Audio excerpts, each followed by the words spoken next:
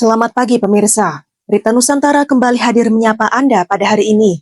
Sejumlah berita aktual akan kami sajikan untuk Anda. Bersama saya Indah Cahya, inilah Berita Nusantara selengkapnya.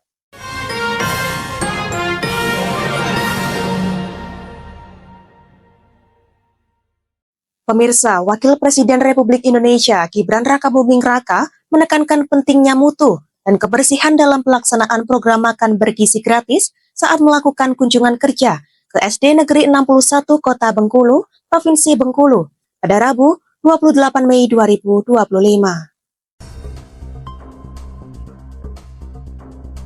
Dalam kunjungan ini, Wapres didampingi oleh Ketua DPD Sultan Bahtiar Najamuddin, Gubernur Bengkulu Helmi Hasan, Wali Kota Bengkulu Dedi Wahyudi, dan PLT Sekretaris Wakil Presiden Al-Muktabar. Wapres menegaskan pengawasan mutu dan kebersihan rantai distribusi menjadi bagian penting dalam menjaga keberlanjutan program MBG dan mengingatkan seluruh penyelenggara untuk memastikan makanan disajikan secara higienis, aman dikonsumsi, serta tidak melebihi kadaluarsa. Wapres juga menekankan bahwa MBG merupakan salah satu program prioritas Presiden Prabowo Subianto dalam meningkatkan kualitas sumber daya manusia sejak dini. Dalam kunjungannya, Gibran menyapa para siswa dan melihat langsung proses penyajian makan siang MBG yang terdiri atas nasi, rendang daging dan tahu, tumis sayur, buah pisang, serta susu. Ia juga memeriksa kecukupan gizi dan standar keamanan pangan dari makanan yang disajikan. Asupan nutrisi yang seimbang adalah modal utama membangun generasi tangguh dan unggul untuk masa depan bangsa. Demikian laporan Java TV melaporkan. Berita selanjutnya pemirsa, suasana gegap gempita menggema di kawasan Monumen Nasional Jakarta pada Rabu 28 Mei 2025 pagi. Ribuan siswa sekolah berdiri dalam barisan rapi melambai-lambaikan bendera kecil Indonesia dan Prancis, menyambut iring-iringan mobil Presiden Prancis Emmanuel Macron dan Ibu Brigitte Macron yang melintas di hadapan mereka.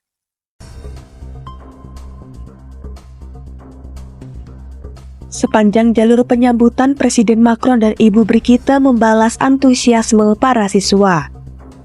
Jendela mobil resmi mereka terbuka dan keduanya tampak melambaikan tangan serta menyapa hangat para pelajar Indonesia yang berdiri di sisi jalan. Presiden Macron bahkan beberapa kali mengacungkan jempol, menyampaikan apresiasinya atas sambutan yang meriah. Gestur Presiden Macron itu membakar semangat para siswa untuk menyambut tamu kenegaraan mereka dengan lebih antusias.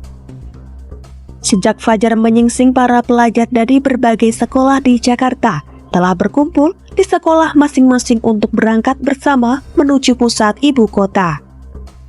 Bagi mereka, momen ini bukan sekedar kesempatan melihat kepala negara asing dari dekat, tetapi juga pengalaman luar biasa yang sulit dilupakan. Prosesi penyambutan hari itu dihiasi dengan konvoi 17 motoris dan 75 pasukan berkuda. Menurut para siswa adalah pemandangan yang tak biasa. Bagi mereka, ini bukan hanya momen diplomatik, tetapi juga ajang untuk menunjukkan kebanggaan sebagai warga Indonesia. Demikian laporan Java TV melaporkan.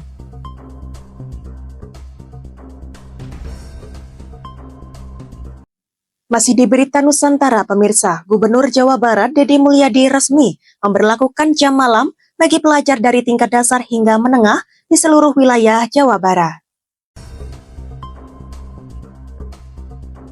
Kebijakan ini tertuang dalam Surat Edaran Gubernur Nomor 51/PA 03/Disdik yang diterbitkan pada 23 Mei 2025 tentang penerapan jam malam bagi peserta didik untuk mewujudkan generasi Pancawaluya Jabar Istimewa. PLT Kepala Dinas Pendidikan Jawa Barat Deden Saipul Hidayat membenarkan pemberlakuan kebijakan tersebut. Meski demikian, ia belum menjelaskan secara rinci mengenai mekanisme pengawasan dan pelaksanaannya. Dalam surat edaran itu, Gubernur Dedi menginstruksikan pembatasan aktivitas pelajar di luar rumah pada malam hari, yakni mulai pukul 21 hingga 4 waktu Indonesia Barat. Namun, terdapat beberapa pengecualian seperti mengikuti kegiatan sekolah atau lembaga pendidikan resmi, mengikuti kegiatan keagamaan atau sosial dengan sepengetahuan orang tua atau wali, berada di luar rumah bersama orang tua atau wali, dalam kondisi darurat atau bencana, dan kondisi lain yang diketahui orang tua atau wali.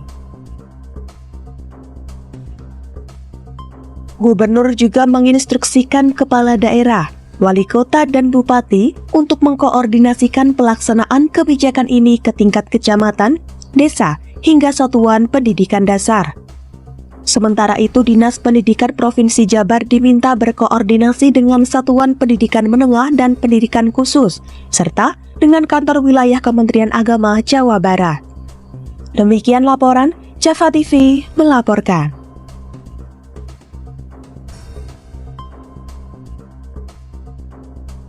Berita selanjutnya, pemirsa, tim pengawas haji DPR RI mendesak Direktorat Jenderal Penyelenggaraan Haji dan Umroh Kementerian Agama untuk segera meningkatkan kualitas layanan bagi jemaah haji Indonesia menjelang puncak pelaksanaan ibadah haji 1446 Hijriah 2025. Dalam rapat paripurna di Gedung Nusantara II DPR RI pada Selasa 27 Mei 2025,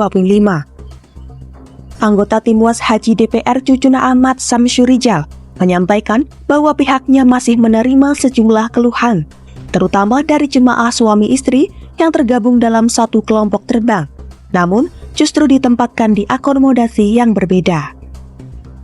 Sebagai Wakil Ketua DPR RI Bidang Koordinator Kesejahteraan Rakyat, Cucun menjelaskan bahwa Timwas DPR telah mengirim tim pertama ke Arab Saudi sejak Selasa.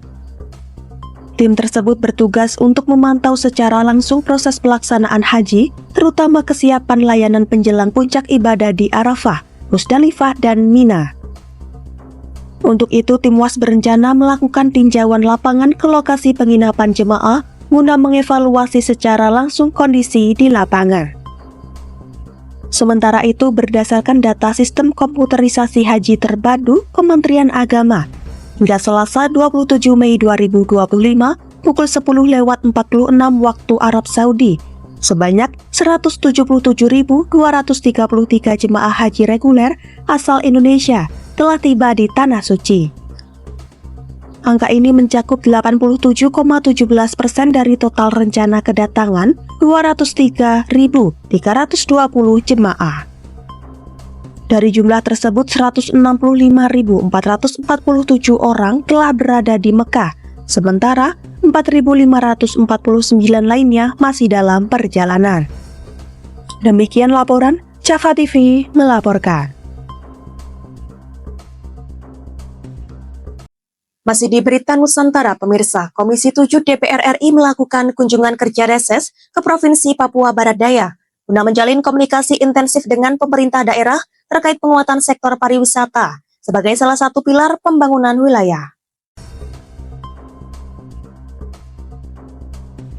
Dalam rapat bersama Pemprov Papua Barat Daya dan Serkopimda di Kota Sorong pada Rabu 28 Mei 2025, Ketua Tim Kunjungan Evita Nursanti menjelaskan bahwa agenda ini bertujuan untuk menggali aspirasi dari pemerintah daerah dan masyarakat mengenai pengembangan potensi sumber daya alam yang dimiliki provinsi termuda ini. Salah satu isu utama yang disoroti adalah terbatasnya anggaran daerah. Dengan nilai APBD hanya sekitar 1,4 triliun rupiah, pengembangan sektor pariwisata di 6 kabupaten atau kota, termasuk Raja Ampat, menjadi terbatas. Sebagai solusi, ia mendorong pemerintah daerah untuk menjalin kemitraan dengan pihak swasta, seperti dalam penyediaan layanan transportasi udara untuk wisatawan, guna akses ke spot wisata terpencil bisa menjadi terobosan. Namun, Evita juga menyoroti isu pencemaran lingkungan yang timbul akibat aktivitas pertambangan nikel di Kabupaten Raja Ampat. Ia menyatakan keprihatinannya atas dampak negatif tambang terhadap lingkungan yang menjadi daya tarik utama kawasan tersebut.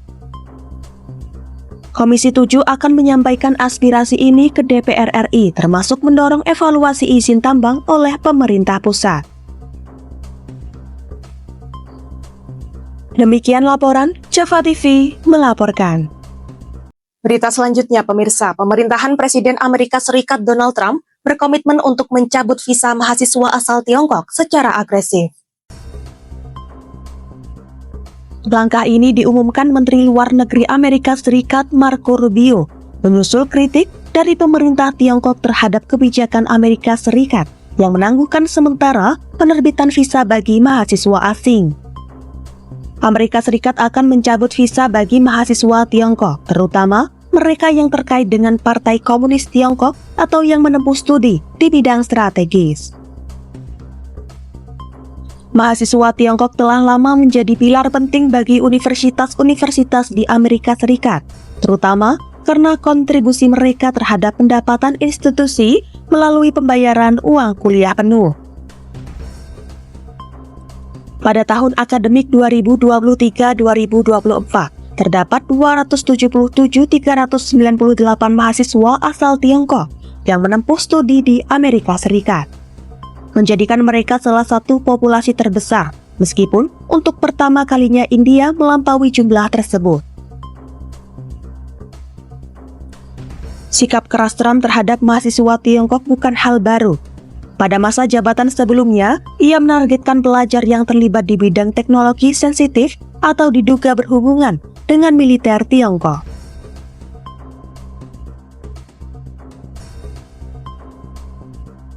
Tak hanya mahasiswa, Trump juga mengambil langkah tegas terhadap Universitas Harvard. Pada Kamis 22 Mei 2025, pemerintahannya mencabut izin Harvard untuk menerima mahasiswa internasional untuk tahun ajaran 2025-2026. Menteri Keamanan Dalam Negeri Amerika Serikat Kristi Noem memerintahkan penghentian sertifikasi program mahasiswa dan pertukaran kampus tersebut. Demikian laporan Java TV melaporkan.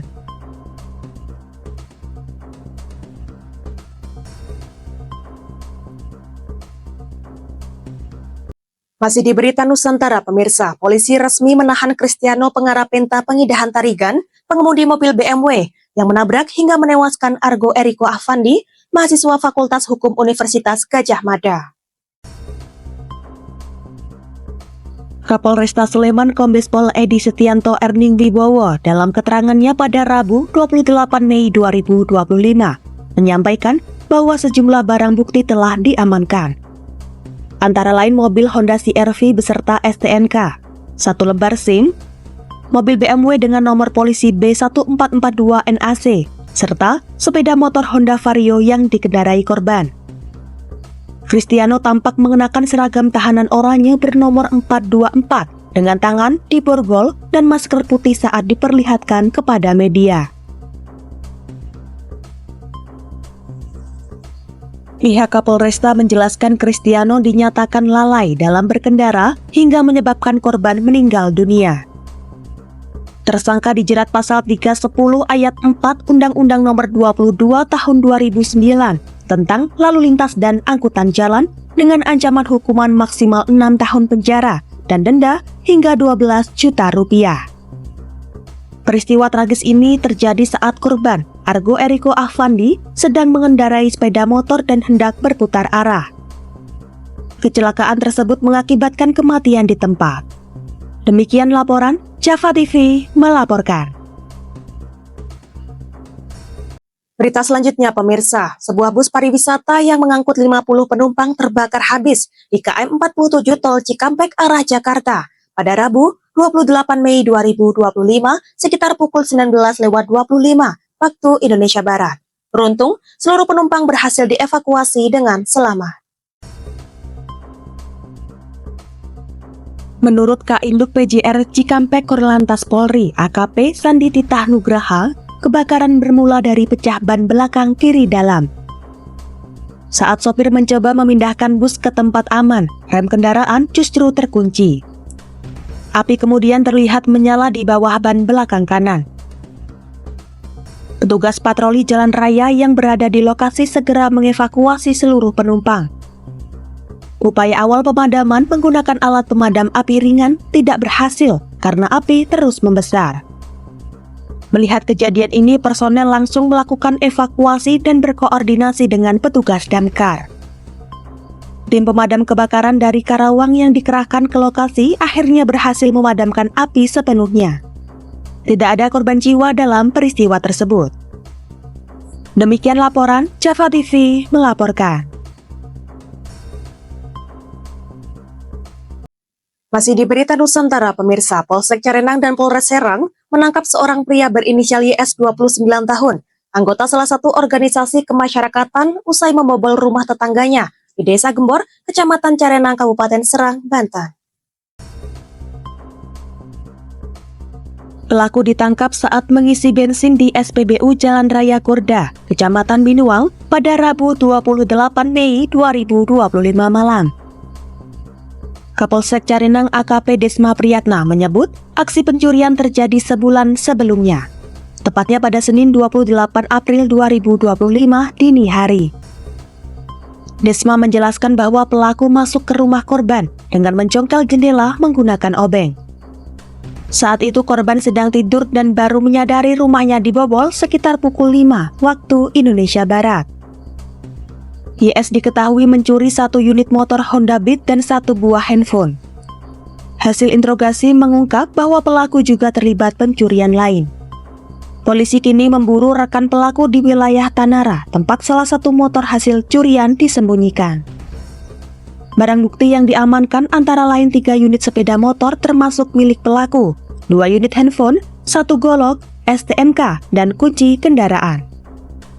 Atas perbuatannya pelaku dijerat pasal 363 KUHP tentang pencurian dengan pemberatan dengan ancaman maksimal 9 tahun penjara. Demikian laporan Java TV melaporkan. Pemirsa, sebuah kendaraan jenis Nissan X-Trail dengan nomor polisi BK1989MN dilalap api di Jalan Tol Medan Tebing Tinggi, tepatnya di kilometer 46.200, Desa Tanjung Garbus, Kecamatan Pagar Merbau, Kabupaten Deli Serdang, Sumatera Utara.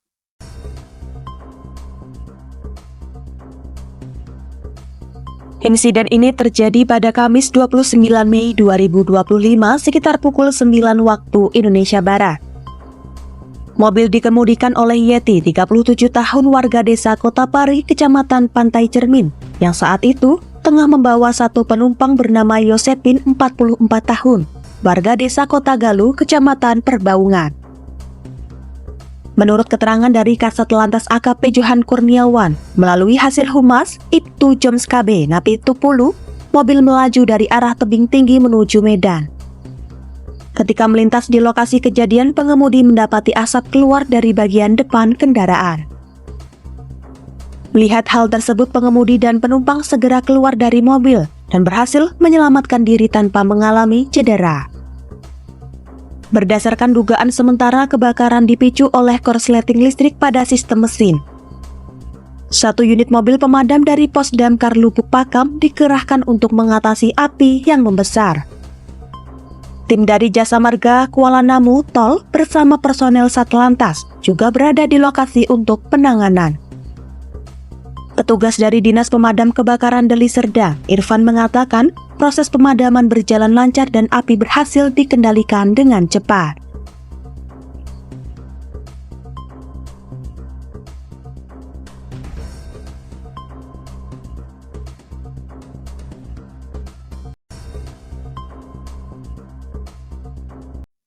Baik pemirsa, informasi tadi sekaligus menjadi penutup perjumpaan kita hari ini. Saya Indah Cahya dan segenap tim redaksi yang bertugas pamit undur diri. Selamat pagi, salam berita Nusantara.